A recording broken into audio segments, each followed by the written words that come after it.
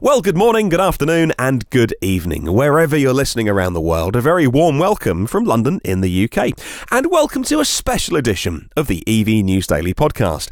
We talk a lot about cars, but what's it going to take to make the whole ecosystem around them work? So for the first episode of our look at everything needed to make EVs become truly mainstream, we head to the maker of some of the world's most luxurious cars, Bentley. Well, work starts this week on a giant solar carport, which will be the UK's largest when complete, at 2.7 megawatts. The company behind it is FlexiSolar, and they're in Cambridge here in the UK. They'll be fitting 10,000 panels to frames, which will shelter almost 1,400 parking spaces at Bentley's manufacturing headquarters near Crewe in the UK. Now, the carport will take Bentley's on-site solar capacity to 7.7 megawatts, having also installed 5 megawatts of rooftop solar 5 years ago. On the show today, we'll talk to Adam Goves from FlexiSolar, and he can fill us in on all the details. Hi, Adam. Hello. So tell us what you do. It's FlexiSolar in Cambridge in the UK, right? That's right, yes. FlexiSolar is a company which designs and builds solar canopy carports at commercial scale and integrates them with electric vehicle charging points. And where it works, we use battery storage as well. So we're building infrastructure for enabling EV charging across the UK. Now, this is fascinating because I remember watching a famous Elon Musk quote when someone said, why don't you just put solar panels on top of cars? And he said, well, yes. Because even in California, where it's always sunny, they're either in car parks or in carports.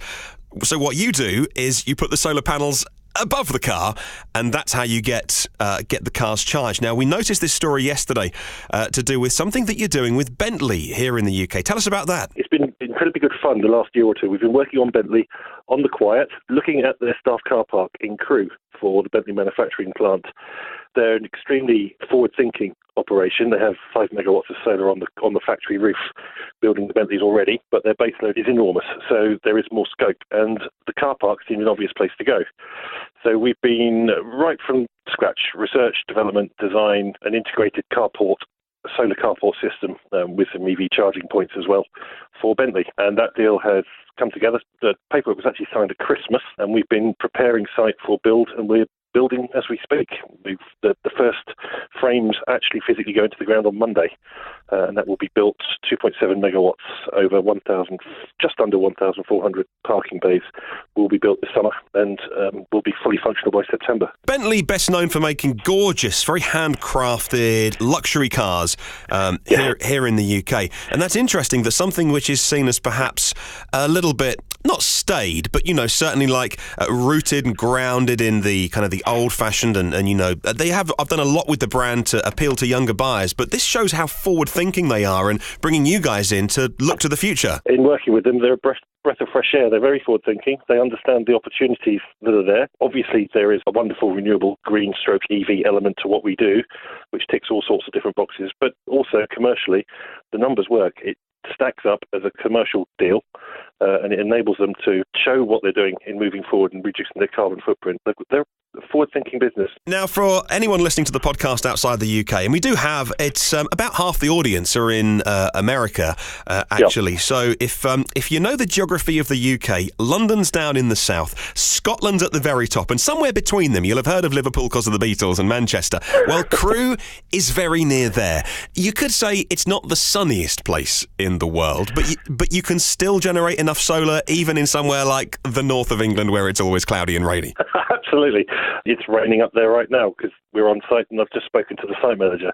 But when you look at the irradiance figures in the UK, we pick up pretty decent sun. Sometimes the cloud is there, but we're still picking up the irradiance, and we can make the numbers work. It works right across the UK. There are some areas where you get a better irradiance figure than you do others, but no, it works. So for anyone, any of our electric car enthusiasts listening to the show, maybe even electric car owners, you mentioned about the plug-in points. So clearly, there's space for 1,400 cars at the factory for Bentley, but there won't be that many chargers. But so how many, are you putting that in, or does somebody else put those chargers in? On this particular site, they're being built into the stanchions for the carport itself. So they don't take up car parking spaces. It's one of the benefits of a solar carport.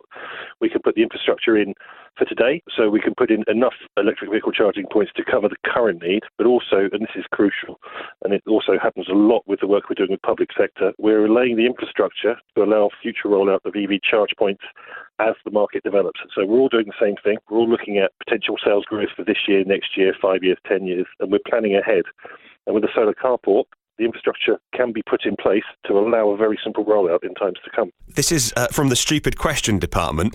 If I think about the kind of sun power solar panel that might be on my roof at home, with your solar carport, is it basically just lots of those bolted together, or do you have to do something slightly more intelligent with it? I wish I could tell you it's incredibly devious and intelligent, and there's only one person in the world that can do it, but they're pretty standard panels. We've got a collection of different solutions. Sometimes we'll build with what would be a standard rooftop panel that you would recognise from a factory or from your own house. Sometimes we'll work with what we call glass-on-glass or frameless panels, where we do a slightly different solution.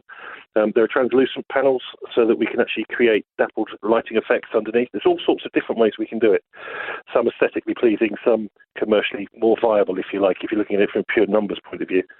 But they're solar panels, it's the same silicon, it's the same logic. And we look at the storage solutions that are being put into place for EV chargers, so that particularly when lots of cars are going to be turning up to charge in the next few years, maybe 150 or 350 kilowatts. So to avoid any kind of pull on the grid, there being battery solutions being put in so that lots of solar or wind can charge the batteries, and then the cars can take from the battery, and that stabilises the grid. Long term, do you think with these big solar carport projects, do you think there's going to be a need to store energy, or are you happy just to put it straight into the grid or to the factory that you're working with? Storage is very much on the agenda. The Bentley deal is actually staged. There is a 5 megawatt minimum battery going onto that site for exactly those reasons, and it will be delivered in the next probably 18 months to 2 years. It'll be installed. We're doing an awful lot of work on storage and vehicle-to-grid integration as well. Our business has been chosen in the past by the Innovate UK grant money from the government, and we have won 2 more funded research and development projects to look at exactly how we're going to be doing that over the next 3 to 5 years. So we're having countless storage conversations at the moment and understanding how best to use storage in conjunction with EV charging and renewable generation, whether it's a solar carport, and as you say, it could be something else. It could be solar farms, wind farms, other things like that.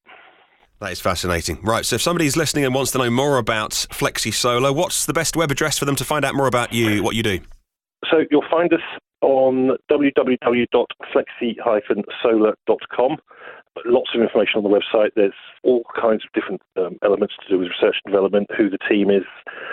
There are examples of work that we've already done, and you'll find us there, and you can make contact. We'd be more than happy to talk to anybody who's listening about what we're doing. Lovely. Adam, thank you so much for your time today. Absolute pleasure. Well, thank you so much again for your time and a fascinating look at turning car parks into power stations. I think we're going to see a lot more of that in the future all around the world.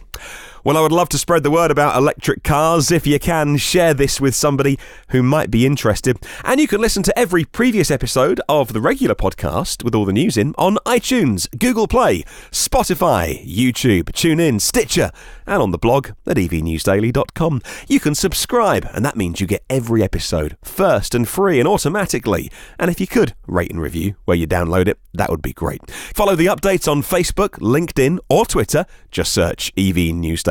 Have a wonderful day, and I'll catch you tomorrow.